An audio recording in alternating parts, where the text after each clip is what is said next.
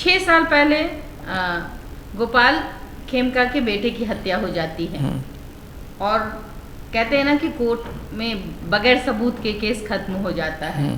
तो जबकि वो बीजेपी में थे तो उन्होंने प्रोटेक्शन लिया था, फिर प्रोटेक्शन छोड़ क्यों दिया? देखिए, ये आपने एक बड़ी अहम बात रखा है। देखिए, जो मैं अखबार में पढ़ रहा था, मुझे तो जानकारी नहीं है कि उनको सरकार ने सुरक्षा उनके खर्चे पर दी थी। उनके खर्चे पर दी थी और चुनाव के बाद उसको हटा लिया गया था। हटा लिया गया था कि उन्होंने छोड़ दिया? नहीं, मतलब दोनों बात होती है ना। आप उनको खर्चे पर दीजिएगा तो स्वाभाविक एक सिपाही का खर्चा समझिए 50-60 हज़ार रुपये होता है, ऐसा नहीं है जो होता है। तो वो तो उद्योगपति थे। तो देखिए 100 करोड़ के तो हाँ, देखिए तो उनको लगा होगा ना कि भाई हम इस तरह का हमारे ऊपर, लेकिन हाँ, ये काम किसका है? देखिए, यही तो काम, देखिए यही तो काम सरकार का होता है ना। वही चूक हो गई क्या? देखिए, आपको तो जब इतने, देखिए आपके प्रदेश के इम्पोर्टेंट 100 व्यापारी हैं तो उनका तो प्रोफाइल आपके पास होना चाहिए ना। आपकी जिम्मेवारी है उनको सुरक्षा देना, देखना चाहिए इसको किससे खतरा है।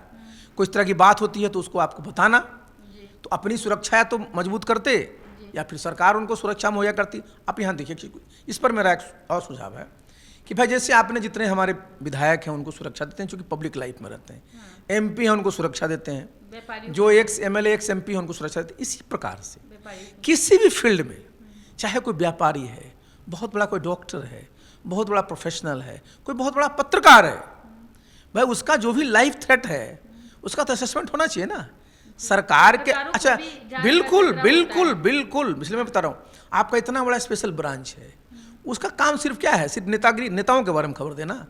ये होना चाहिए कि भाई हमारे यहाँ जितने प्रोफेशनल्स हैं, आखिर उस प्रोफेशनल्स का योगदान देखिए। भाई वो व्यापारी हैं, वो इतना इन्वेस्ट करते हैं तो आपके यहाँ वेल्थ क्रिएशन होता है, लोगों को रोजगार मिलता है। आप कोई बहुत बड़े प्रोफेसर हैं, बहुत बड़े डॉक्टर हैं, उनका भी योगदान है, पत्रकार है, उनका योगदान है।